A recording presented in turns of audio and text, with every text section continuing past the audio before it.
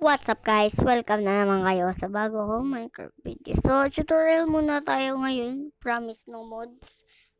So, ganito. Ito lahat na kailangan nyo. Kailangan nyo itong redstone. Tsaka lever or lever. Di ko lang. Tapos yan. And kailangan nyo yan. Tapos kahit anong carpet na gusto nyo. At block na kahit anong gusto nyo. Basta kunyari, bedrock Kaya bedrock, tapos dalawang pinto nyo.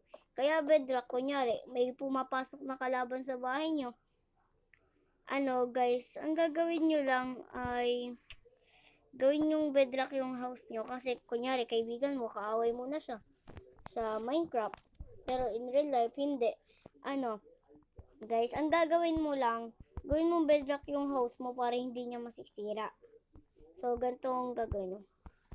Maglagay kayo dyan. Kulay natin muna.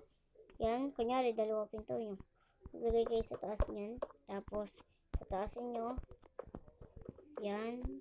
3, 4. Yan. 1, 2, 3, 4. So, yan. Tapos na. Magbura kayo ng grass ng 2 beses. Pwede nyo naman itong gawin sa bahay nyo kahit ano. So, lagyan nyo siya ng wooden pressure plate. Tapos yan. Yan. Kahit anong carpet na gusto nyo guys pwede. Yan. Tapos, magbura kayo dito ng block. Grass. 3. Para hindi siya mabilis makalaban. 4 na lang pala. Parang talo. So, yan. At doon rin sa kabila. Yan. So, takpan natin siya ng grass. So, tayong grass. Yan. So, kumuha tayong grass. Yan. Tapos, dyan. At, pag nakataas, guys, hindi kayo makakalabas. Pero, kunyari, papasukin nyo kaibigan nyo. Syempre, dapat ibababa nyo. Bababa nyo. Yan. Para makapasok kayo. Basta ang kailangan nyo lang gagawin nyo, tatalon. Kunyari, yung kalaban, kaibigan nyo siya dati na naging kalaban nyo, pero in real life, hindi. Ang gagawin nyo lang, alam na niya dati di bang nakapasok dito.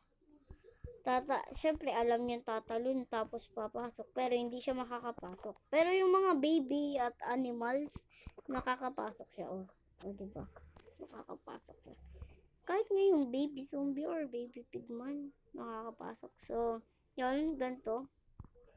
Pero, hindi nyo pag lalabas naman kayo.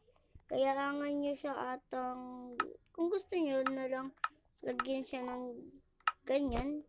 Para hindi makapasok yung hindi ko alam, basta yan. Lagyan nyo siya ng ganyan. Hindi ko alam, basta huwag nyo na lang lagyan. So, pag lalabas na lang kayo, ay baba nyo na lang. Tapos yan. Tapos yan. Tapos, so, pag papasok na kayo, yan. Tatalo na lang, tapos yan. So, basic lang. So, yun lang. Bago tayo matapos, huwag nakakalimutan mag-like, comment, and subscribe. Pindutin niyo na yung notification bell para lagi kayo updated sa aking ina-upload na video. So, yun lang. Bye-bye!